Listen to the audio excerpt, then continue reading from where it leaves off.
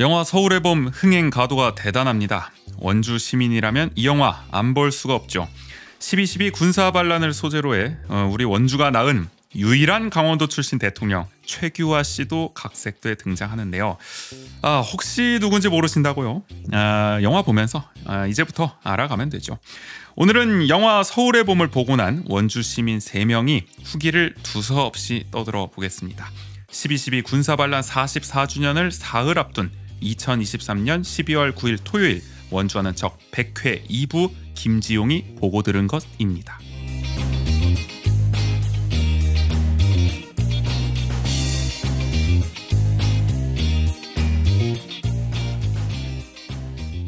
세상을 바꾸는 관심 아는 척에서 시작합니다. 강원도와 원주를 이야기하는 풀뿌리 팟캐스트 원주 아는 척 전재입니다. 국인 씨 옆에 있고요. 안녕하세요, 조국인입니다. 최규하 아세요? 그럼요. 모르는 원주 시민 있습니까? 다 아시나?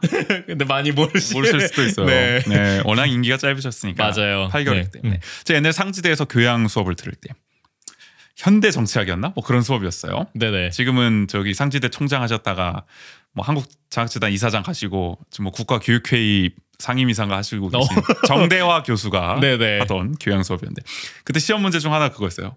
역대 대통령을 순서대로 써라. 무슨 약간 태종태세 문단세처럼. 그쵸. 근데 보통 그런 문제 이제 함정은 과연 이 친구가 신익희나 최규하를 알고 있냐를 결국 골라내는 문제거든요. 그럼 만약에 역대 대통령이면 뭐 장면 총리 이런 분들은 안 들어가는 아니죠. 건가요? 총리니까. 대통령만 딱. 그러니까 신익희가 이제 함정인 거죠. 약간.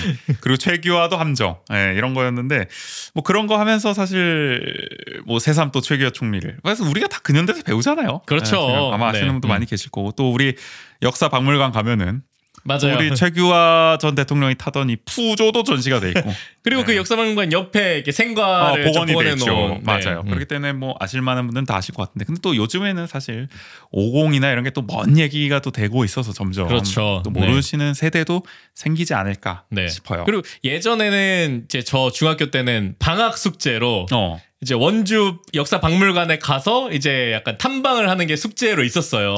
그래서 뭐 후기 같은 걸 써오는 거군요. 네네. 그러니까 그렇기 때문에 가서 어쨌든 가면 한 번은 보게 돼 있으니까. 그러니까 최규하 이런 사람도 대통령이었어? 그러니까 뭐 그렇다니까 이런 사람도 있었어라는 거죠. 맞아요. 워낙 짧았기 때문에. 그래서 이제 좀 다들 제 또래들은 아마 그렇기 때문에 어쨌든 최규하 대통령이 원주 출신이다. 그렇죠. 이런 건 알았는데 요즘에는 국인 씨 또래라 함은 뭐 거의 50억 가깝지 않나? 아닌가? 약간 문민정부 때인가? 지금 그런가? 학생들보다 훨씬 가깝긴 하죠.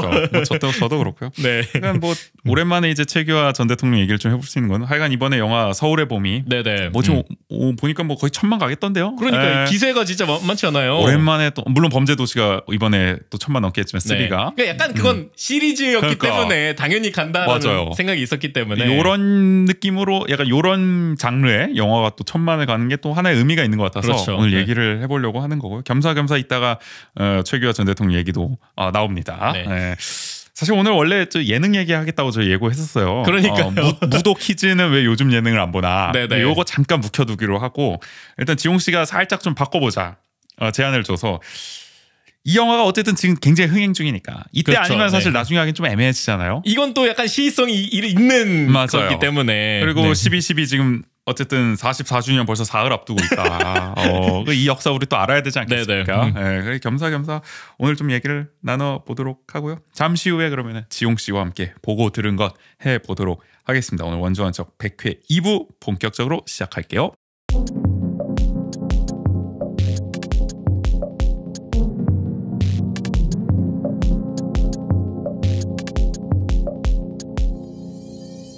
비디오와 오디오를 아우르는 문화로운 원주살이 김지홍이 보고 들은 것.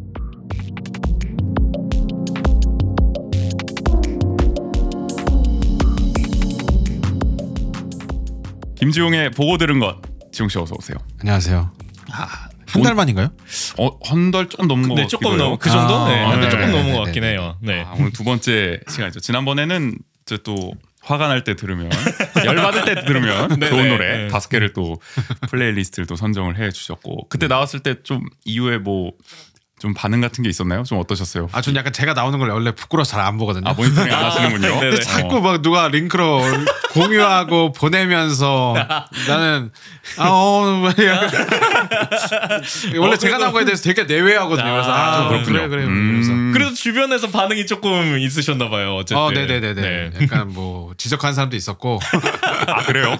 어떤 부분을 뭐 선곡 약간 이런 제가 부분? 또 그때도 말씀드렸던 것처럼 약간 오랜만에 나오다 보니까 좀 떨린다고 말씀드렸잖아요. 네네. 그러다 보니까 약간 제가 반복되는 단어를 몇 개 쓴 게 있었나 봐요. 그리고 약간 그런 것에 대한 태도를 지적하는. 나름 또 피드백을 또 그러니까 되게 섬세하게 굉장히 뭐 그런 피드백을 주신 분들도 어. 있었고, 근데 뭐 재밌다는 분들도 있었고. 그래서 네네. 이제 뭐. 저희가 그때 썸네일도 불바다로 한번 만들어서 하기로 했었는데 그러니까 굉장히 만드시면서 공을 좀 들이셨잖아요. 그때 불 어디서 따오고 막 네네. 이렇게 합성 요소들 네. 따와서 만들어봤는데 어쨌든 그때는 이제 음악 얘기를 해봤고 오늘은 이제 그때 들은 것이었으니까 오늘 본 거에 대해서 이제 얘기를 해보려고 합니다. 영화 네네네네. 얘기인데 네. 요새 이 영화가 정말 인기가 많습니다. 그러니까요. 오늘 녹음하는 5일 화요일 기준으로 500만 명을 돌파한 김성수 감독의 이제 서울의 봄에 네네네. 대해서 오늘 얘기를 좀 해보려고 합니다. 천만 페이스 서울의 봄.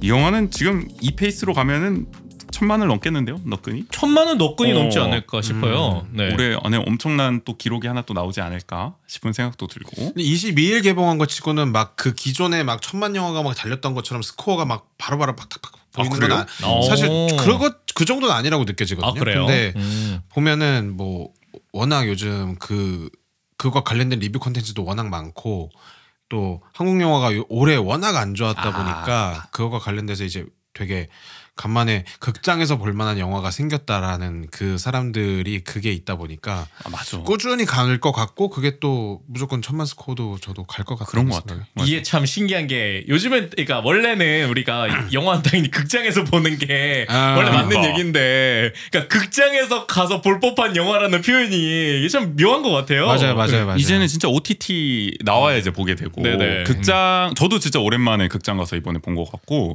뭐 일단은 극장 값도 많이 오르기도 올랐고 말씀하신 것처럼 맞아요. 볼 영화가 진짜 없었는데 오랜만에 나와서 좀 많은 사람들이 보게 되는 게 아닌가. 그러니까. 뭐 저는 그렇게 막 따지는 편은 아닌데 그 티켓 값에 대한 그 사람들의 거부감이 일단은 굉장히 1차적으로 일단 좀 심한 것 같고 맞아요. 최근에는 그렇죠.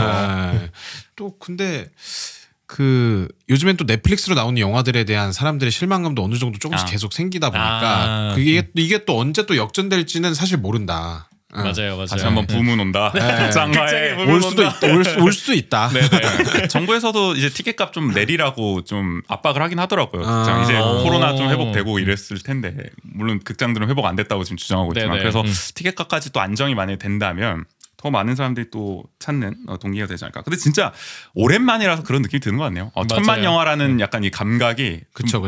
좀 없다가 이번에 이렇게 막 스코어가 올라가니까 대단한 영화가 또 오랜만에 나온 것 같은 느낌 그런 걸 주는 것 같고 오늘 사실 국인 씨랑 저는 이 녹음하는 오늘 아침에 조조 영화로 메가박스 저 혁신도시에 있는 센트럴점에서 봤는데 보통은 사실 메가박스에서 영화를 보시는 분들 저 혁신점에서 보시면 거의 1인 상영관이거든요. 그렇죠. 제가 갈 때는 저번에 제가 스즈메 문단속 볼 때도 2명인가 봤어요. 저 포함해서. 저도 그러니까 저는 따로 이렇게 우지 씨랑 따로 이렇게 봤는데 저는 남원주 롯데시네마에서 봤는데 그때도 스즈메 문단속을 한 두 명? 저 포함해서 굉장히 안락하게 봤었는데 팔걸이만 올린다면 누워서 봐도 되죠. 아마 휴대폰 하면서 봐요. 막 그냥 독차지 그냥. 그러니까 전세 낸 수준이 되는 건데 오늘은 생각보다 꽤 관객이 맞아요. 좀 많이 있었어요. 계셨어요. 그래도 조조임에도. 네. 이 영화 진짜 어쨌든 좀 핫하구나 요즘. 아니 화요일이고 조조 영화인데 사람이 많았다는 것 자체가 그러니까요.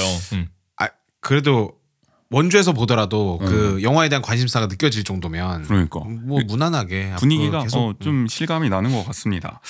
하여간 오늘은 이 서울의 봄에 대해서 오늘 후기 정말 두서없이 한번 나눠볼 예정이거든요. 그냥 네네. 잡담해다. 네네. 편하게 봐주시면 좋을 것 같고 뭐 이게 뭐 스포가 의미가 있나 근데? 그러니까요. 이거 뭐 명량 스포 하지 마세요 수준이라서 뭐 굳이 말씀 안 드리겠습니다만 네. 뭐 스포 여과 없이 나옵니다. 약간 그럼에도 스포를 꺼리는 사람들이 있다. 그럼에도 근데 약간 밈처럼 돼가지고 이게 맞아요. 무조건 뭐 얘기만 하면 나 그거 보려고 했는데 이러니까 그래서 전두광 죽어 안 죽어 막 이런 거. 맞아. 밈인지 진짜인지 모르겠지만 그러니까요. 오늘은 여과 없이 나옵니다. 차근차근 영화에 대해서 그럼 얘기를 좀 해보면은 왜 이렇게 인기일까?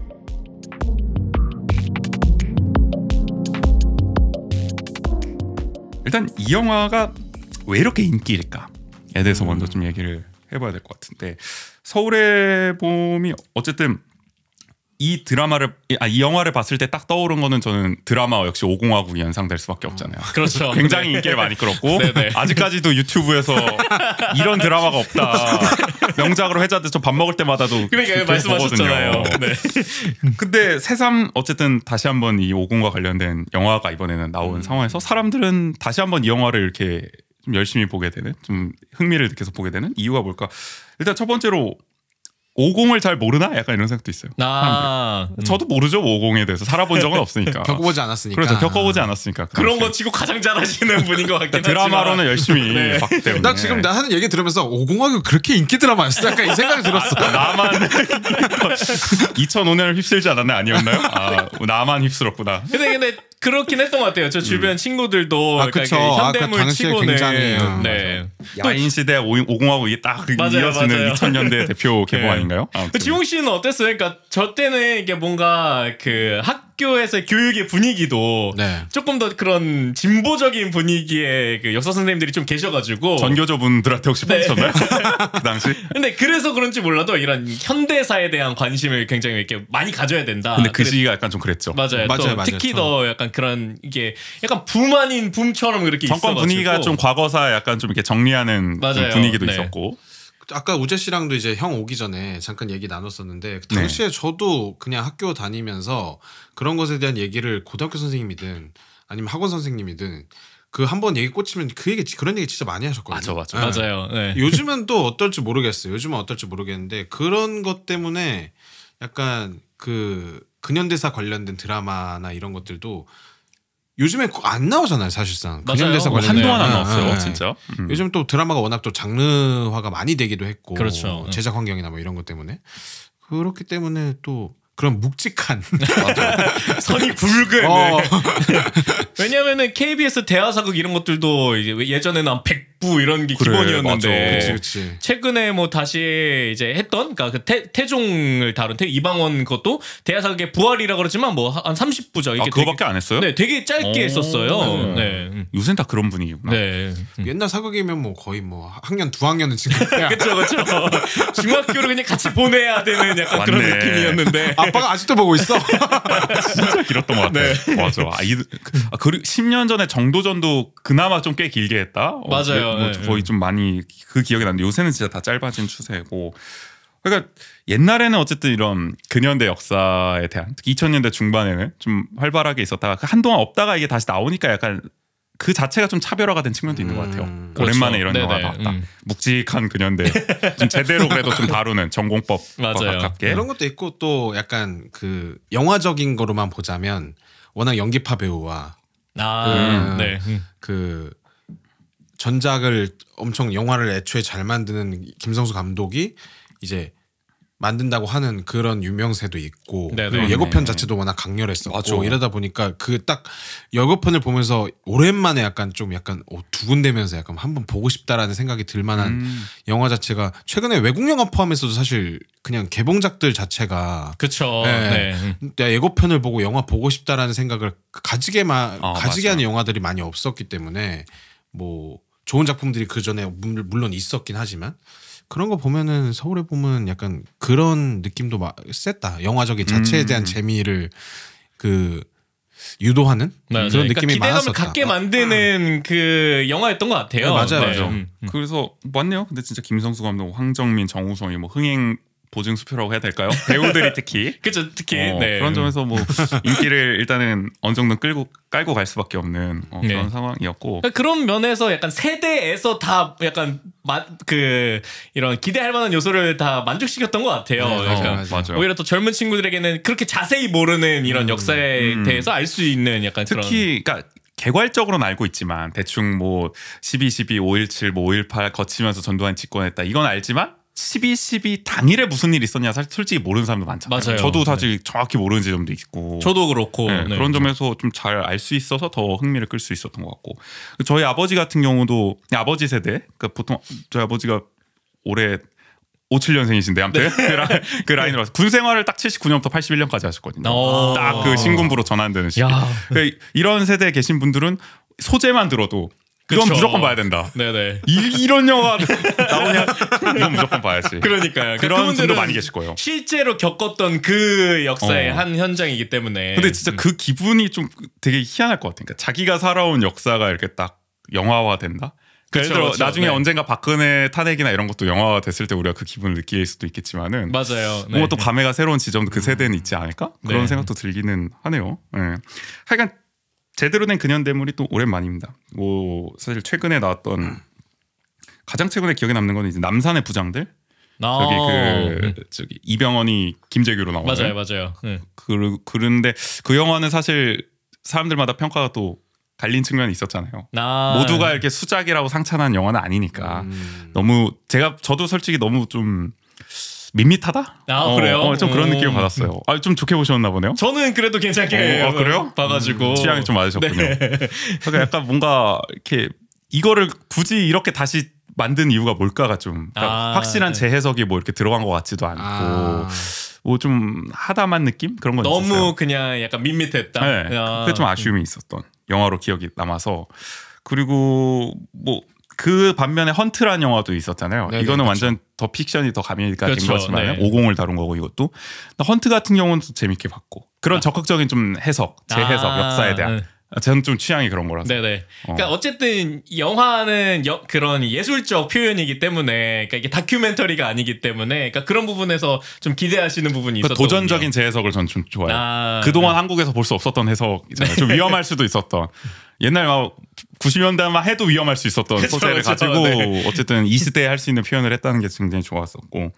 또 정말 제대로 된 정통 그 근현대물로는 또 1987도 있었고 맞아요. 1987은 뭐 다들 또 좋게 평가를 하는 또 영화였기 때문에 또 좀 연상이 되지 않았나 싶고 지용 씨는 근데 평소에 좀 이런 근현대물 같은 거에도 관심이 좀 있으신가요? 뭐 근현대물 저는 아까 말했던 5공화국이나 이런 거는 사실 그 드라마 호흡을 제가 잘 못 견뎌가지고 오히려 드라마는 잘 못 보는데 맞아, 그런 분들이 있어요. 네, 약간 영화처럼 한 편으로 나오는 것들은 근현대물이 나오면은 그래도 꽤나 재밌게 보는 편이에요. 그래서 아까 뭐 잠깐 얘기가 나왔지만 그 뭐 남산의 부장들, 남산의 부장들도 저는 전에 그 2005년에 나온 영화 그때 그 사람들을 워낙 좋게 봤어서 명작이죠, 명작. 네, 그것과 좀 비교하다 보니까 저도 그거에 비해서 조금 아쉬운 점은 없지 않아 있었긴 하거든요. 남산의 부장들이 남산의 부장들이 그런 것들도 좀 있고 1987은 뭐 워낙 그 영화적으로 너무 잘 만들었다는 생각도 있고 맞아. 그리고 뭐 지금 사실 그래서 그 1987을 얘기할 때 그 되게 각색 없이 근현대사를 되게 정통으로 다뤘다고 하셨는데 저는 오히려 각색을 많이 들어갔다고 생각했거든요. 왜냐면은 그 애초에 강동원이라는 인물과 그 김태리가 연기한 그 배역 이름이 생각이 안 나요. 네네네. 그 배우의 뒷 서사가 깔린 채로 점점 빌드업이 되면서 마지막에 빵 터지는 게 되게 감동적이었다 보니까 그런 것들 보면은 근현대물을 은근히 안 챙겨본 게 또 없는 것 같아요. 또 나오면 꼭 보는 것 보게 같아요. 되는. 궁금해요. 제가 좀 표현을 좀 잘못했네요. 그러니까 저는 고증을 약간 철저히 했다. 요 얘기를 좀 하고 싶었는데 맞네요. 그럼 약간 스토리를 어쨌든 많이 넣었으니까 각색은 많이 했다고 볼 수 있는 거예요. 잘했다고 볼 수가 있는 거네요. 뭐 강동원의 존재가 비현실적인 거다 뭐 이런 얘기들도 많이 나오고 있어. 시위하고 있는데 그 복면 벗으니까 와 극장에서 그 제가 뷰티 인사이드도 극장에서 봤었고 1987도 극장에서 봤었는데 동일한 반응이 뷰티 인사이드는 그 누가 나오죠? 이진욱이 맞아. 이진욱이 나오는 등장이죠. 뭐 맞아. 한국 영화 3대 등장신 중 하나로 불리는 맞아. 근데 어쨌든 남산의 부장 계속 나오네. 서울의 봄은 1987과는 어쨌든 색깔은 조금 다르게 진행이 됐기 때문에 또 다른 좀 매력이 있었다. 그래서 그러면 이제 이 영화에 어쨌든 보고 나서 이제 느낀 점을 좀 나눠보려고 하는데 이건 좋았다.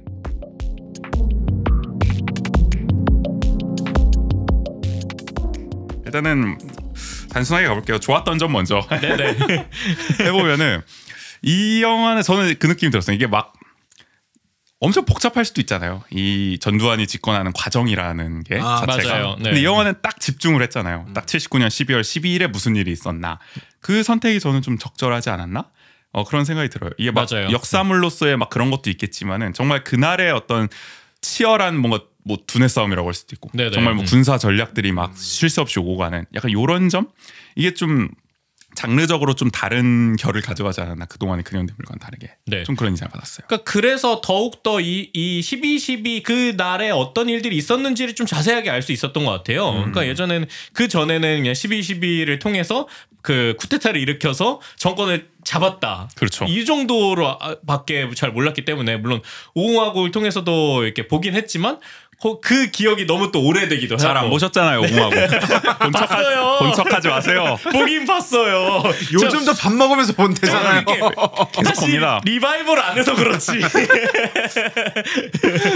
어쨌든 오공화국도 막 그렇게 자세히 나오기는 하지만 네. 그거를 뭐 보지 않았으면은 맞아요. 모르죠. 네. 근데 이 영화는 딱 압축적으로 보여주니까 네네. 되게 재밌게 다뤘어요. 그 점을. 네. 그러니까 뭐 우리 이게 막 재밌는 역사는 아니지만 영화적으로 봤을 때는 굉장히 긴장감 있게 몰입감 있게 다루잖아요. 네, 그러니까 그런 면에서 저는 그러니까 마치 이 영화가 물론 그런 이렇게 뭐 부대가 오고 막 그다음에 그걸 다시금 어느 부대를 통해서 막고 막 이런 장면들이 계속 비춰지잖아요. 그리고 거기 극 중에서 전두광과 이태신의 그런 지휘 이런 부분들이 그런 모습들을 보는데 그 둘의 약간 그런 지휘가 마치 그러니까 바둑을 두는 듯한 느낌? 그리고 약간 어떻게 보면 체스를 두면서 서로의 수싸움을 하는 듯한 느낌이 들어서 오히려 이거는 좀 약간 전략물 같은 느낌이 좀 들더라고요. 맞아.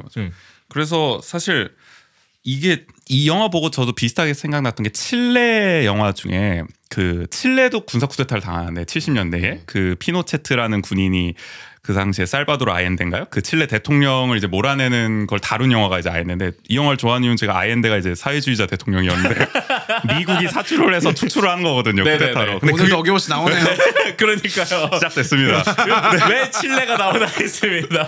근데 그 영화는 이렇게 전략 전술을 잘 안 다뤄요. 사실 그날을 많이 집중하긴 하는데 오히려 어떻게 아옌데와 이 사람들이 어떻게 항전을 하냐 막 끝까지 약간 더 인물에 좀 그렇죠. 감동적으로 약간 가려고 하는 결사항전하는 약간 그걸 좀 다루면 물론 그것도 잘 만든 영화라고 생각을 하는데 그런 점에서는 이렇게 다룰 수도 있었는데 네네. 어떻게 보면 근데 이 김성수 감독은 완전히 어떻게 보면 전략 전술물 하나의 전쟁 영화 같은 느낌도 있고 어떻게 보면 맞아요. 요 선택을 라이벌 영화 같은. 맞아요. 그 1대1 구도로 완전히 짜버리잖아요. 이 전두광과 이태신이라는 그걸 상당히 저는 잘했다라는 생각 말씀 들으면서 들었고요.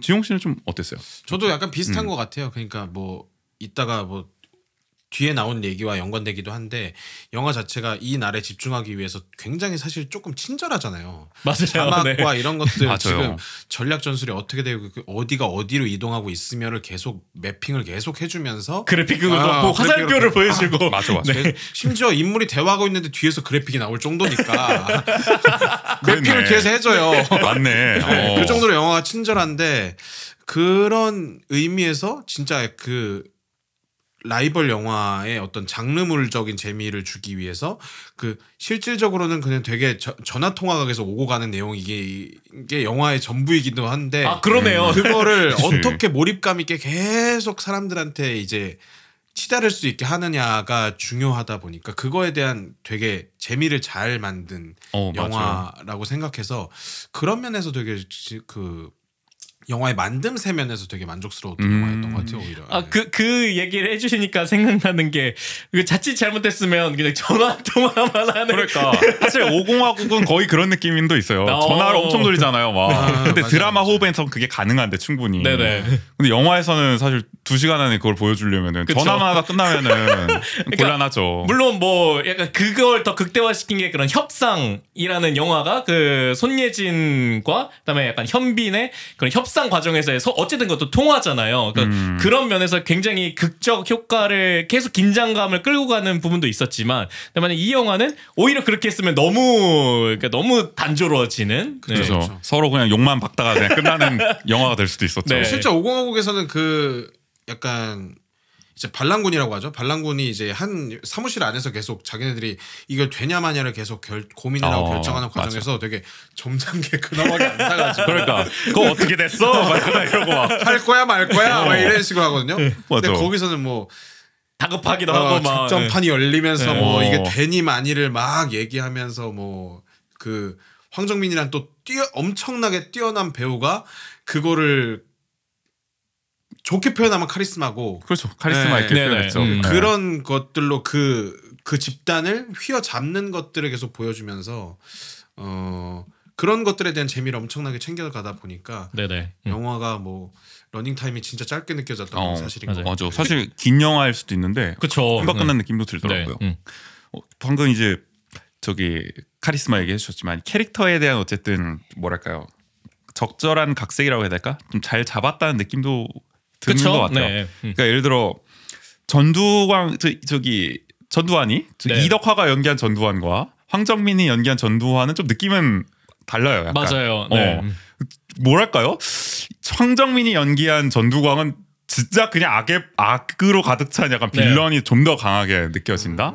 좀 그런 더 이상이 있었어요. 광기가 좀 더 광기가 느껴지죠. 약간. 네. 이덕화의 연기는 그런 건 아니었고 약간 뭔가 허당이라보다는 약간 인간적인 면이라는 게 막 이렇게 무슨 막 좋은 의미의 그런 게 아니라 네네. 어떻게든 나쁘게 얘기해야 된다는 약간 강박이 있는 건데. 그러니까 이것도 강박. 그러니까 뭐랄까 그냥 전두환 씨의 어떤 다층적인 면모가 좀 보이기도 하는데 네네. 뭐 이게 큰형님 리더십 막 약간 이런 것도 있고 이덕화가 그쵸, 연기하는 네. 뭐 그런 거에서는 근데 저 황정민의 연기는 정말 그야말로 막 2판 4판 그냥 뭐 자기의 목적을 위해서는 그냥 돌진하는 네네. 빌런의 전형적인 모습을 보여줘서 그것도 좀 흥미롭기는 하더라고요. 네. 전 영화를 보면서. 그러니까 오히려 그러면서 그 전두광을 되게 굉장한 악의 화신처럼 이렇게 계속 만들고 거기에 상반되게 이태신은 굉장히 또 이렇게 선한 정의로운. 네, 정의로운 네 그런 모습. 그래서 막 별칭 있잖아요. 캡틴 코리아가 됐다. 그 영화에서는 네, 그러니까 그런 면모를 계속 보여주는 거죠. 이렇게 그러면서 더 이렇게 대립을 보여주면서 거기에 집중하게 만든 거 아닌가. 그러니까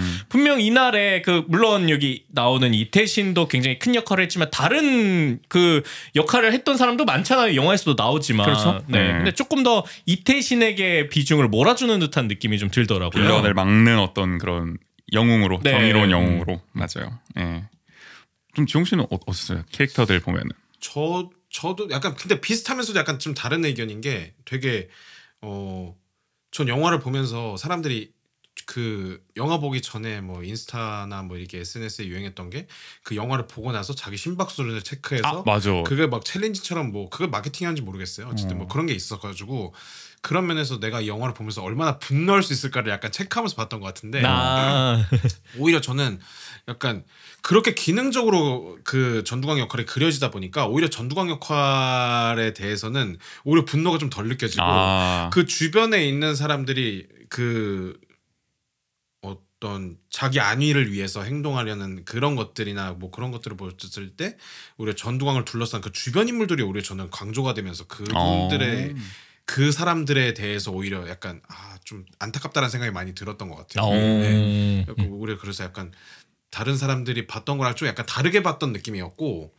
뭐 어쨌든 근데 되게 장르 영화처럼 받아들여지다 보니까 이게 이 영화가 오히려 그 절대 악이라고 하는 것 자체로 약간 받아들여지지 않는 진짜 그냥 전 국인이 형이 아까 얘기했었던 그 전략물이라는 게 되게 와닿았던 게 진짜 그냥 그 성향이 완전 다른 그 두 지략가나 뭐 어떤 그 두 사령관의 어떤 대결처럼 느껴졌거든요. 영화 자체가 약간 그렇게 받아들여지면서 약간 조금 그 전두광이라는 사람이 이 뒤에 이 사람이 되고 나서 뒤에 어떤 일이 벌어지건가는 굉장히 안 좋은 일이 벌어져야 되는 우린 알고 있잖아요. 그쵸. 이미 알고 있잖아요.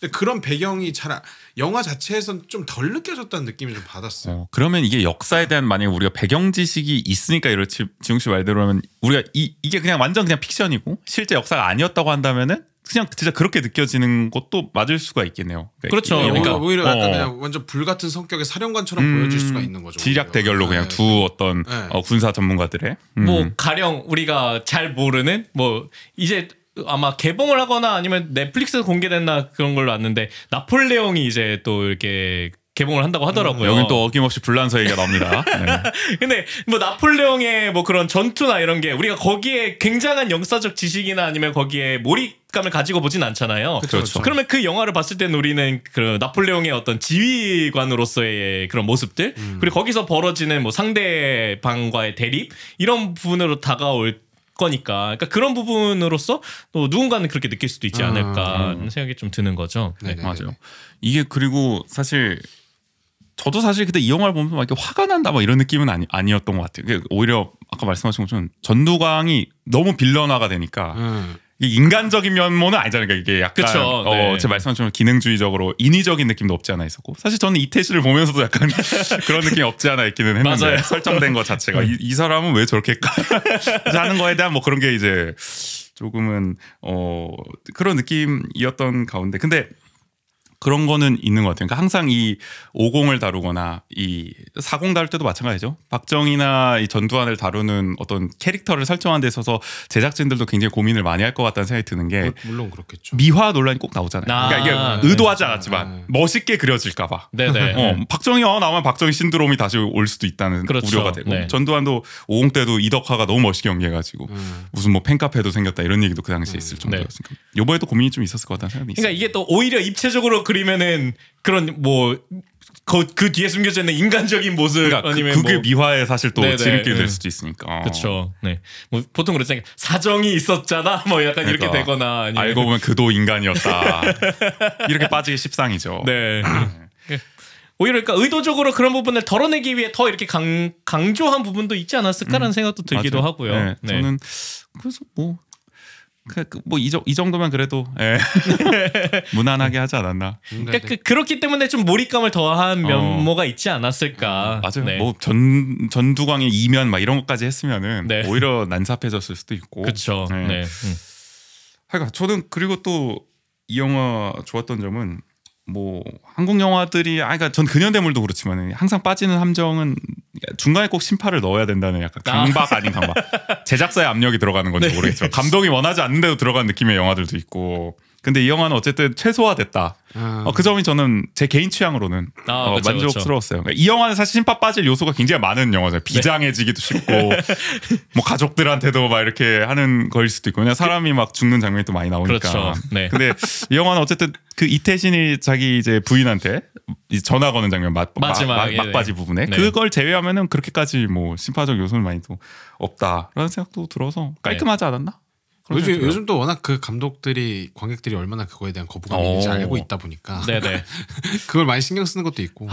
사실 저는 근데 개인적으로는 심파도 하나의 장르라고 생각하는. 심파 즐기세요? 근데 그러니까 즐긴다기보다는 그러니까 우리가 이런 인식들이 있잖아요. 그러니까 프랑스인들도 프랑스 영화는 약간 프랑스 영화만의 매력이 있다 이렇게 인식을 하고 있어요. 근데 남이 봤을 때 재미없고 이렇다고는 하지만 맞아요. 근데 그 자체가 우리는 프랑스 영화로 가질 수 있는 장르적 특성이다. 그게 차별성이다. 그게 차별성이다. 이렇게 얘기하기 때문에 저는 심파도 우리 한국 영화 K 영화의 그쵸 하나의 차별성이다. 장르적 그 상징성으로 우리가 인도 영화 보면 당연히 뮤지컬 느낌의 발리우드 필의 그 노래가 안 나오면 오히려 어색한 것처럼 그래 좀 어색하긴 해 근데 그럼 마지막 대치 장면에서 발리우드였다면 다 같이 탱크 위에서 탱크가 막 흔들흔들 탱크가 막 난리 나죠 원래.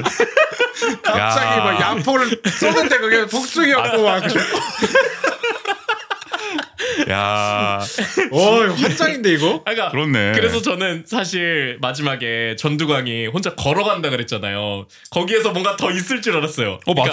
약간 그러니까 거기서 그러니까 원래라면은 그러니까 심파를 한 번 넣어줬으니까 이태신은 심파를 한 번 넣어줬으니까 그래도 거기에서 뭔가 고뇌를 하거나 그러다가 이제 아예 그런 고뇌를 하지만 결국에는 굉장히 본인의 악마의 길로 뭔가 들어서는 듯한 반전이 있다거나 뭔가 그런 게 들어가 있을 줄 알았는데 의외로 좀 심플하게 끝나서 광기로 끝났죠. 화장실에서 막 광기의 웃음을 하면서. 그러니까요. 저도 그래서 그 실제로 근데 걸었대요. 근데 그게 고증이 된 건가요? 그 걸었던 그 사실 자체는? 아니 모르겠어요. 일단은 그렇게 대치한 것부터가 픽션이어가지고. 그러니까요. 그 저기 육본 앞이었네, 국방부 앞이었네 거기가. 하여간 그 앞에서 대치한 상황. 그 경복궁 경비단, 삼식 경비단. 맞아. 삼식 경비단 앞에서 대치한 거 자체가 사실 거의 픽션이니까. 맞아요. 그러니까 원래는 아예 거기까지 가지도 못했다면서요. 수경사에서 아마 체포된 걸로 알고 있는데 네. 장태환 사령관은. 하여간 저도 그래서 약간 그 장면 볼 때 이게 걷는 거를 이제 시작할 때 저도 약간 뭐랄까 그 형이 말한 대로 이 사람이 이건 그릇된 행동인 걸 알고 있어. 본인이 인지를 하고 있지만 그러면서 진짜 본인이 완전한 그 야욕을 드러내는 장면처럼 그게 서서히 걸으면서 이어질 줄 알았는데 그게 또 끊기고 나서 그러니까. 갑자기 화장실에 가서 그러니까요. 진짜 막 웃어버리니까 뭔가 이거는 감독의 의도한 장면이 있었는데 빠진 것 같다는 느낌도 막하네. 네. 약간 어색함은 느껴졌어요. 맞아요. 그럴 거면 굳이 걸을 필요 없었을 것 같다는 생각이 들기도 하고. 제작사와의 협의가 원만하지 않았는지 모르겠지만 하여간 그런 네. 것도 있었고 그 외에 어쨌든 마지막에 이게 전두광하고 이태신이 이제 디스전을 펼치잖아요. 그 앞에서 막. 근데 어쨌든 그런 장면을 넣은 의도는 이제 우리 어떤 시민들이 말하고 싶은 거를 감독이 대신 하고 싶은 메시지를 이태신을 통해 하자는 의도였을 거 아니에요. 네네. 근데 어쨌든 그거에 대해서 전두광도 뭔가 뭐 찔린다고 표현할 수도 있고. 그러니까 마지막에 또 이태신이 한마디 하니까 맞아. 그것과 관련돼가지고 그래가지고 막 저기 웃으니까. 옆에 웃으니까 웃지 말라고 약간 유아인이 저 국가 부도의 날에서처럼 달러 폭등해서 막 맞아요. 좋아하니까 막 난리치잖아요. 그 장면이 연상될 정도에 그러면은 뭔가 다른 면을 보여주는 건가 했는데 그러니까요. 안 나와서 조금 의아하긴 했다. 네네. 근데 아마 감독의 의도는 우리가 짐작하는 그런 것도 넣은 게 아닌가 네. 싶기는 해요. 일부러 그걸 넣었다면. 맞아요. 연출자로서 어떤 의도가 있을 거라고 아, 그래. 저는 잠깐. 뭐 연출자 뭐 막간을 연출자요. 이용해서 이 얘기를 해봐야겠는데 또 입봉을 하셨잖아요. 그러니까요. 최근에. 입봉 아직 안 했어요. 아니에요? 아직 아니에요? 아직도 안 끝났어. 아, 그래요? 나오면 얘기해 나오면. 그래요? 예정. 입봉 예정이기 때문에 지금 아니 근데 어쨌든 그러니까 촬영을 해보셨잖아요. 아, 뭐 그렇죠. 그러면서 그러니까 이런 것들이 좀 있나. 그러니까 본인이 의도했던 것을 그러니까 막상 그러니까 아직 편집 안 해보셨지만 이렇게 드러내고 이런 네. 부분들이 좀 이렇게 지금 자주 있는 편인지. 단편 영화를 지금 제작 네. 중이십니다, 지용 씨가. 근데 저는 뭐 워낙 길이가 짧으니까 뭐 당연히 근데 그 안에서도 드러내는 건 분명히 존재하고 근데 뭐 지금 그 이 영화 주제로 찾아보면서 얘기했던 게 이제 그 실제로 편집이 1차로 끝났을 때는 한 3시간 분량이었고 거기서 지금만큼 덜어냈다고 하는데 뭐 그 안에서 뭐 덜어낸 장면이 당연히 있을 수도 있죠. 야 근데 이건 뭐 근데 어쨌든 지금 편집본은 어쨌든 감독의 결정이니까 그렇죠. 네. 뭐 그거와 관련돼서는 뭐 당연히 의도가 있다고 봐야 되긴 하는데 그 의도가 좀 아쉬울 뿐이다. 그렇죠. 네.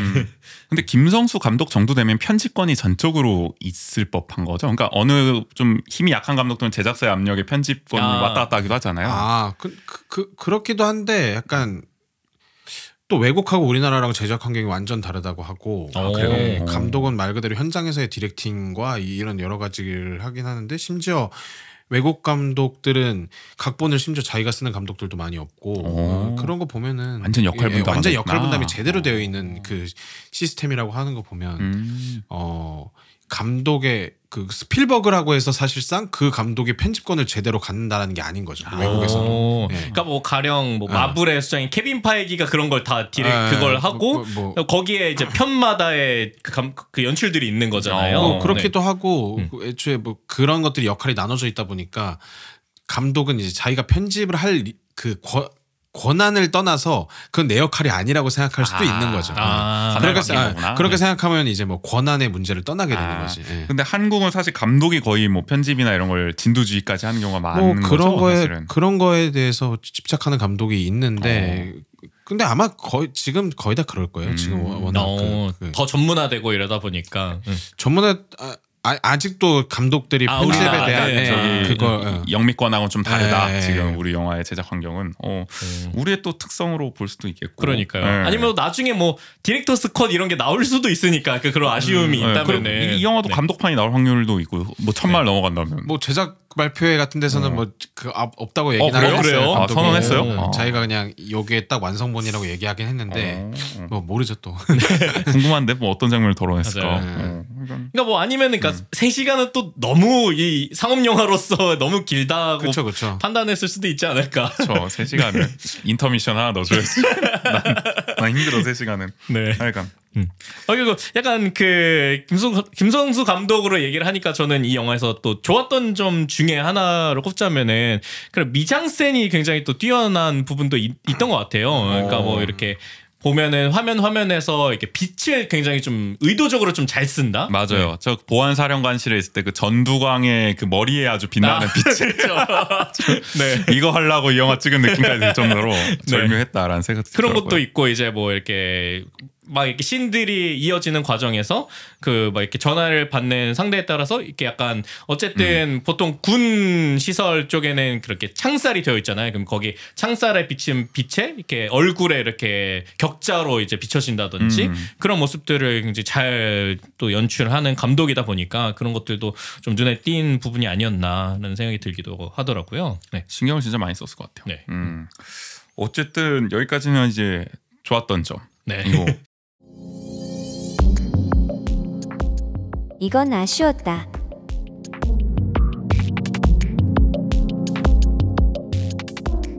아쉬웠던 점도 당연히 좀 있을 것 같아요. 아까 뭐 지용 씨 잠깐 얘기해 주셨지만 자막이 좀 이게 많이 사용되잖아요. 그쵸, 다른 그쵸. 영화들 그게 조금 아쉽게 느껴지셨다고 얘기해 주셨어요.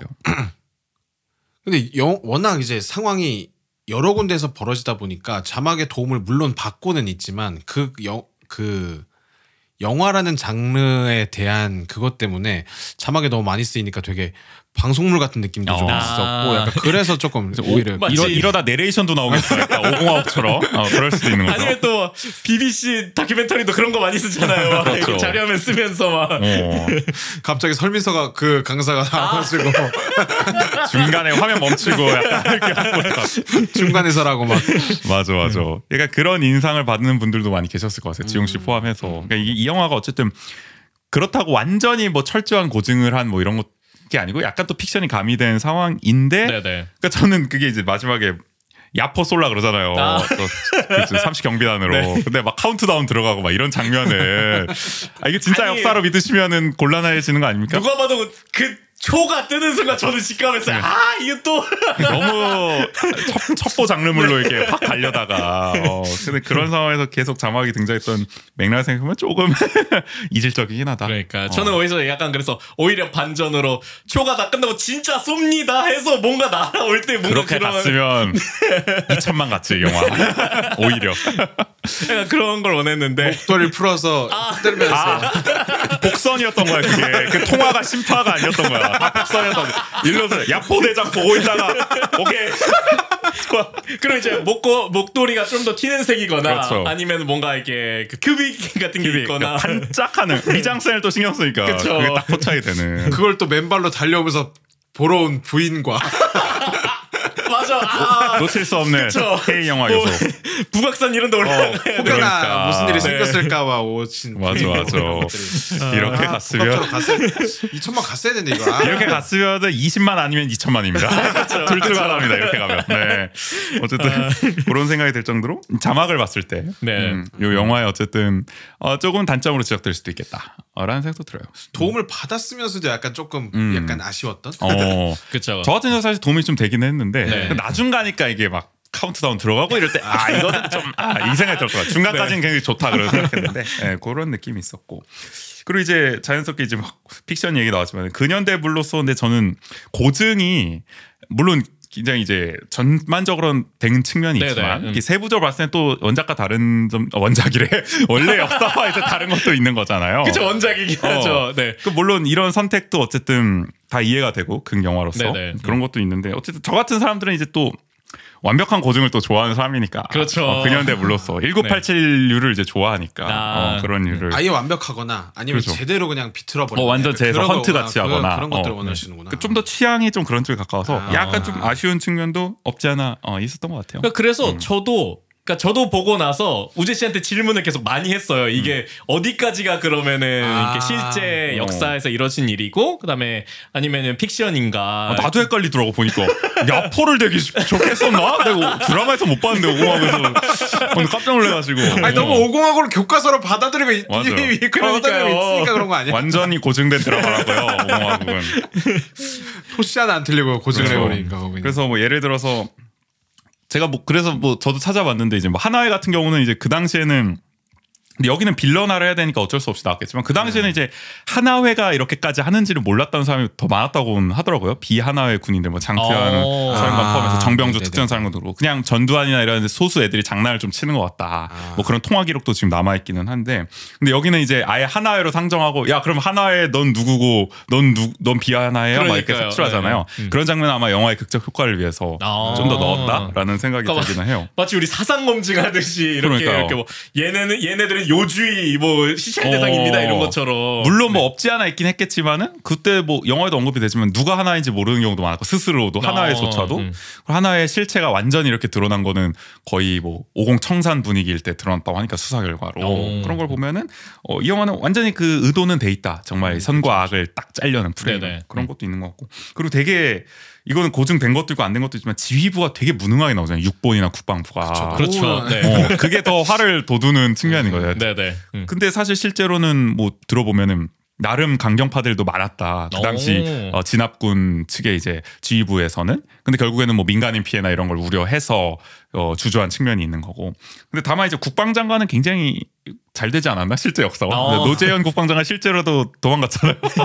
그렇죠. 이트광구로. 네. 그래서 저 이름이 생각나는데 문재인 정부 때 그 외교 2차관을 했던 분이 계신데 그 좀 진보적인 교수 출신이에요. 남북 화해 좀 이런 걸 하시던 그분이 이제 SNS인가 쓴 글을 보면은 본인이 이제 미군 연합사에 방문할 일이 있어서 이렇게 막 견학을 좀 다니고 있었는데 미군 장교가 어떤 입구를 좀 가리키면서 저기가 바로 저 12.12 때 한국의 국방장관이 피신했던 벙커의 입구입니다. 이러면서 막 소개를 한다고 막 약간 좀 재밌는 좀 그런 느낌으로 그걸 뭐 신나게 얘기해. 뭐 신나게 얘기했는지 모르겠지만 하여간 굉장히 좀 치욕적이었다. 창피한 얘기를 SNS에 그렇게 쓰는데 매번 그렇게 소개했을 거 아니에요. 여기가 바로 한국 국방장관이 도망갔던 피신했던 장소입니다. 이러고.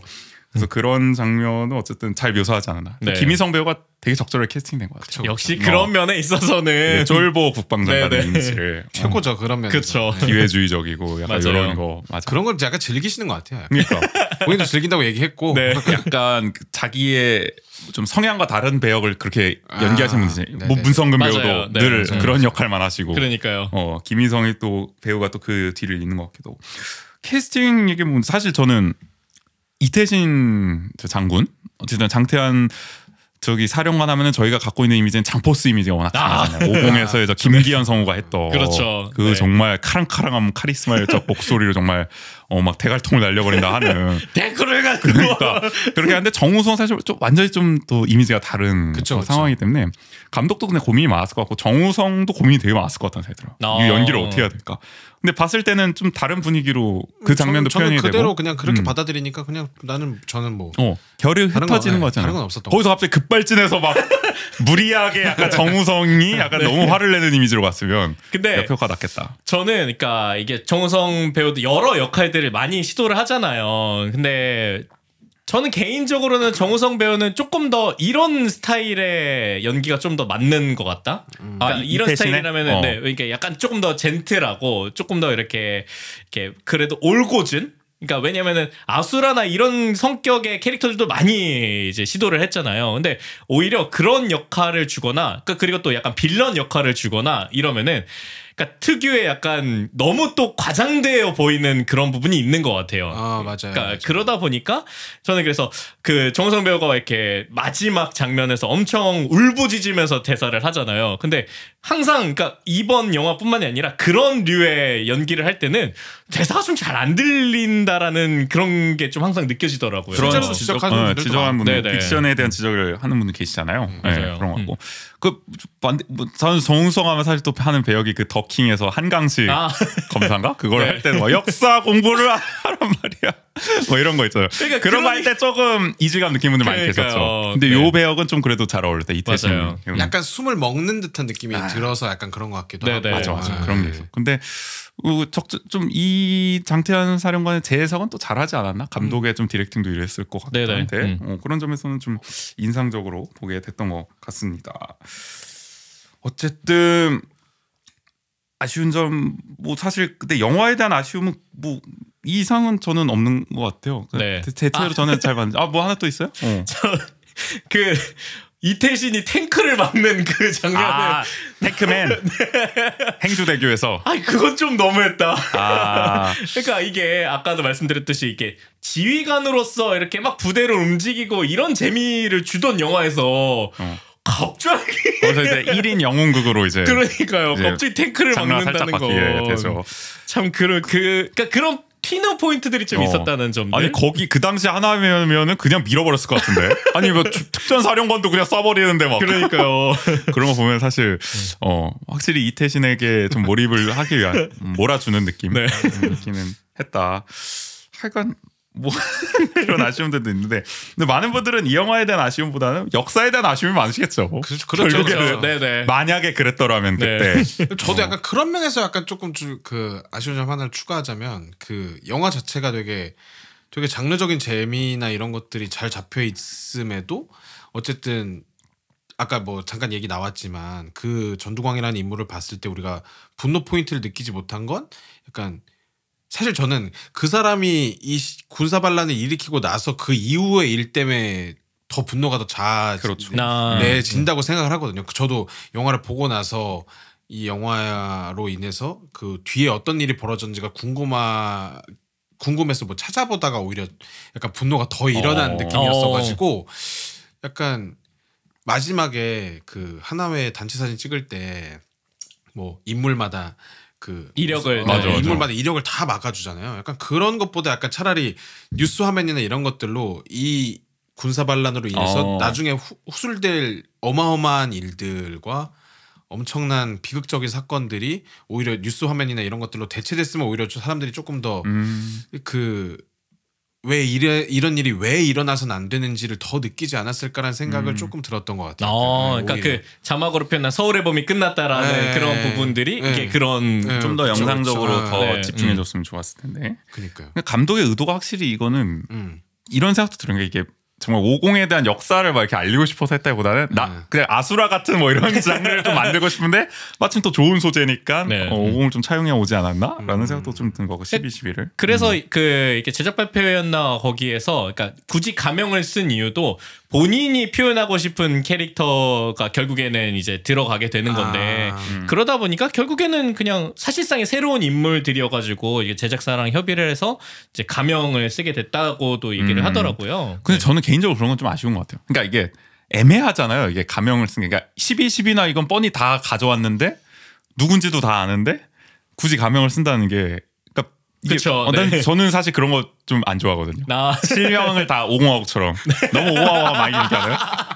소송이고 뭐고 그냥 실명 닦아주는 게 전 좋죠. 아니 그냥 50하고 오늘 빠가와 저희 서울의 봄 리뷰를 가장한 50화국 예찬론 이런 드라마가 20년 됐는데도 아직도 없습니다. 50하고 봐야 돼. 근데 그러니까 예를 들어서 저는 그냥 차라리 재해석을 했다고 하는 게 차라리 낫지 않나. 장태환을 재해석했다. 그렇게 해도 되는 거고 전두환을 재해석했다. 이렇게 하면 되는데 사실 뻔히 다 아는데 이태신이고 뭐 전두광이고 해놓고서 12.12 뭐 마지막에 대통령 됐다고 자막은 다 그렇게 쓰고 엔딩 때는 실제 하나회가 앉아있던 사진 쓰고 그런 식으로 한 거는 좀 애매한 선택 아닌가. 저도 약간 그런 것 때문에 조금 그 차라리 그냥 그 각자 역할한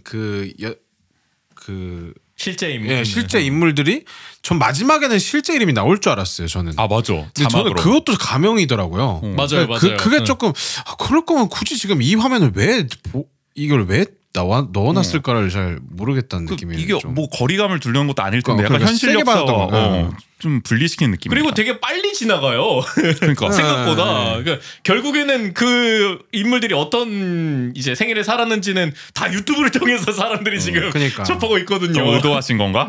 여러분들의 더 궁금증을 유발하고 알아서 좀 공부하는 민주 시민이 됩시다. 그런 느낌인지 모르겠지만 그 점은 좀 아쉽다. 그러니까 우리가 뭐 미국 드라마나 이런 거 보면 여과 없이 나오잖아요. 민주당이고 공화당이고 뭐 트럼프 벌써부터 트럼프 까는 드라마들 막 나오고 대놓고 언급하잖아요. 막 근데 우리 역사에서는 사실 그런 우리 상황에서는 사실 그 정도가 소송을 또 갖고 해야 되니까 50억도 소송 엄청 걸렸잖아요. 그래서 원래 50부작이었는데 41부작인가 해서 끝났고 그런 좀 맥락도 있으니까 영화사나 이런 데서는 또 조심하는 경향도 있는 것 같아요. 왜냐면 이거는 뭐 서울의 봄뿐만 아니라 모든 한국의 이제 픽션물에서 그쵸. 저는 아쉬워요. 남산의 부장들도 사실 가명이었고. 맞아요. 다 그렇게 되고 뭐 정치 드라마를 하더라도 다 정당 이름은 다 맞아요. 이제 다 네. 다르고 물론 그건 정당 이름이 하도 많이 바뀌니까 뭐 그게 오히려 현실적이기도 한데 그냥 좀 저는 우리나라도 언젠가 이렇게 당당하게 아, 실명과 실제 정당과 이런 게 나오는 그래서 약간 시대가 그때 그 되면 사람들에서는 약간 그 직함만 쓰거든요. 좋겠다. 김부장. 맞아요. 맞아, 맞아요. 오히려. 네. 그리고 1987에서는 그래도 다 실명으로 대부분 나오지 않았나요? 근데 이제 살짝 바뀐 것도 있었던 걸로 기억은 되거든요. 주요 인물들은 이제 뭐 아마 나왔을 때 뭐 박종철이나 이한열은 네. 그대로 나왔던 걸로 기억을 하는데 음. 그렇죠. 안기 부장도 아마 실제 이름이 안 나왔던 걸로 기억하는데 저 아, 문성근이 맞아요. 연기했던 네, 그렇죠. 아마 장세동이었죠 그때 안기 부장. 네네. 그런 측면은 있었던 것 같기도 하고 하여간 뭐 대체로 근현대 물을 보면 이런 아쉬움은 남지만 그래도 이 영화는 네 전반적으로 잘 만들었습니다. 맞아요. 네. 네, 그러니까 결국엔 이렇게 그러니까 흥미를 가지게 만들었고 그다음에 사람들이 그러니까 그런 부분에서의 약간 그 픽션과 논픽션의 그 경계를 그쵸, 뭐. 잘 좀 탔던 게 아닌가. 맞아요. 네. 50 청산과 검찰 개혁.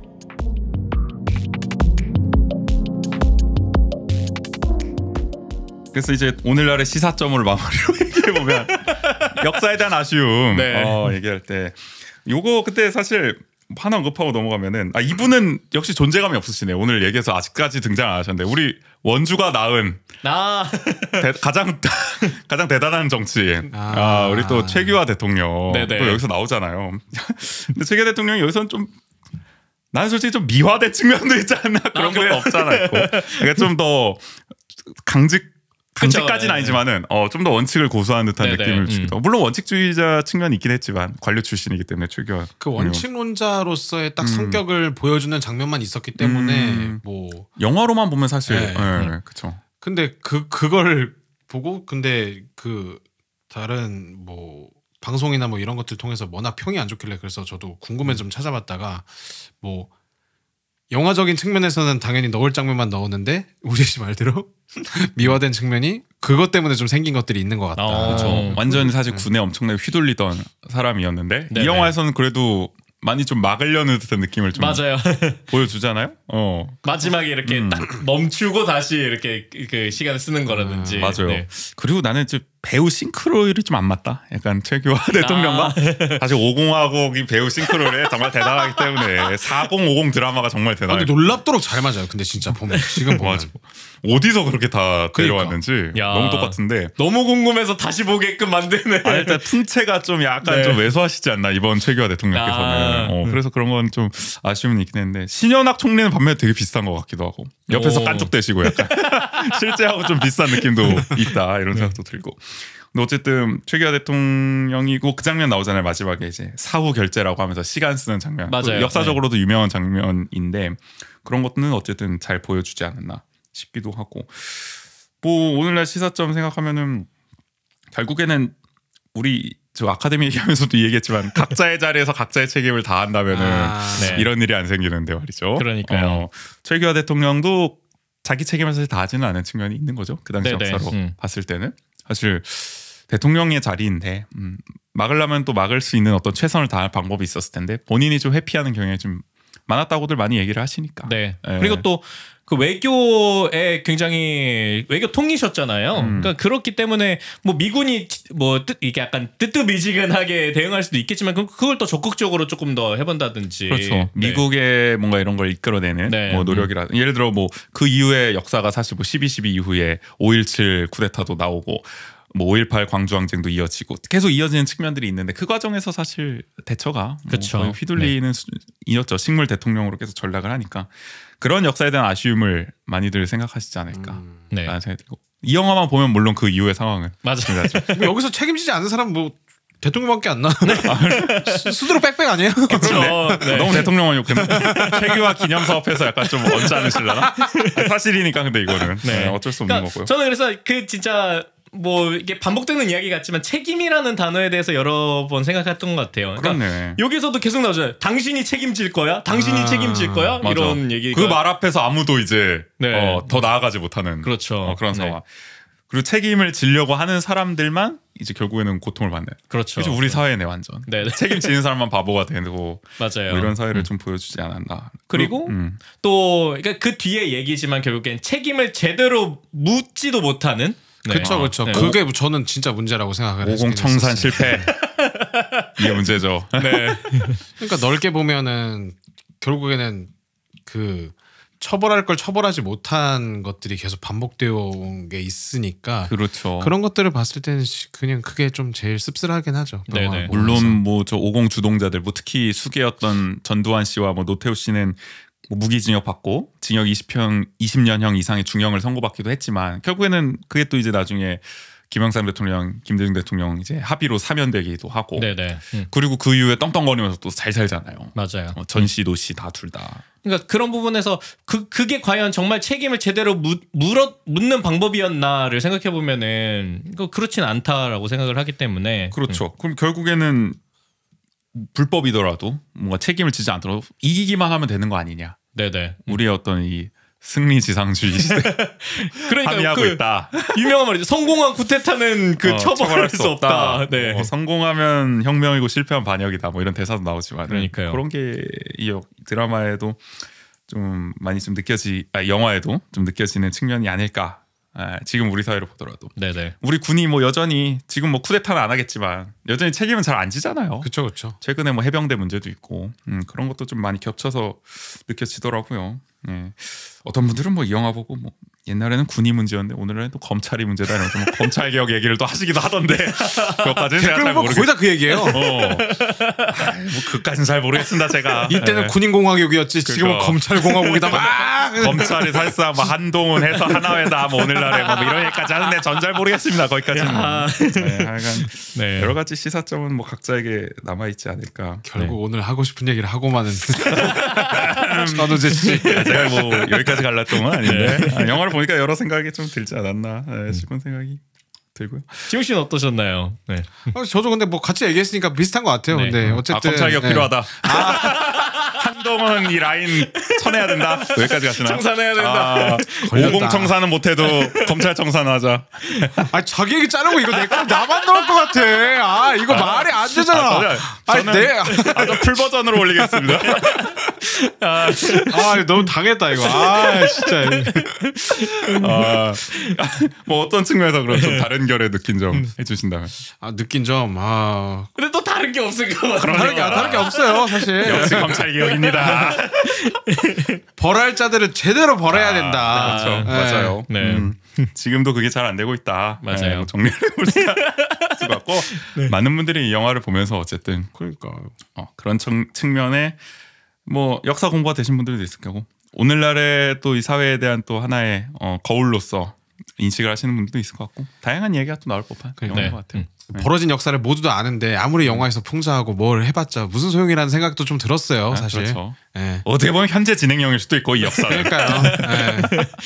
그럼 우리가 좀 더 이 영화를 보고 이 느낀 점을 바탕으로 행동하자고 근데 너무 좀 과하죠? 처벌하자 뭐. 뭐 50 청산 아직 끝나지 않았다. 뭐 지금도 청산할 역사 많다. 그러면은 좀 더 가볍게 50화국을 한번 보시는 것도 그래요. 드라마 50억을 좀 보십시오. 네. 유튜브에 아주 클립 회차별로 잘 편집해서 올라와 있으니까. 또 비교해서 보는 재미도 또 있을 것 같아요. 맞아요. 네. 50억을 보면 뭐 어떤 분은 이제 야인 시대 보신 분도 있어요. 그것도 또 우리 중요한 또 그건데 네네. 그것도 청산이 안 됐거든요. 그 역사도 반민특위부터 아니 해가지고 청산한 역사가 있어요 우리가. 그러니까 그게 교훈입니다. 이 드라마와 영화에. 네. 약간 진짜 두서없이 흘러갔네요. 무슨 얘기야? 결국 서울의 봄을 보고 저희 세 명 이런 생각을 해봤다. 세 분 뭐 두 분 더 하실 얘기 있으세요? 아니요 저는 충분히 없습니다. 다 저도 뭐 하셨어요? 충분히 다 할 얘기 다 해요. 그래요? 오늘의 후기는 그럼 여기서 한번 또 마무리를 해보도록 하고요. 네.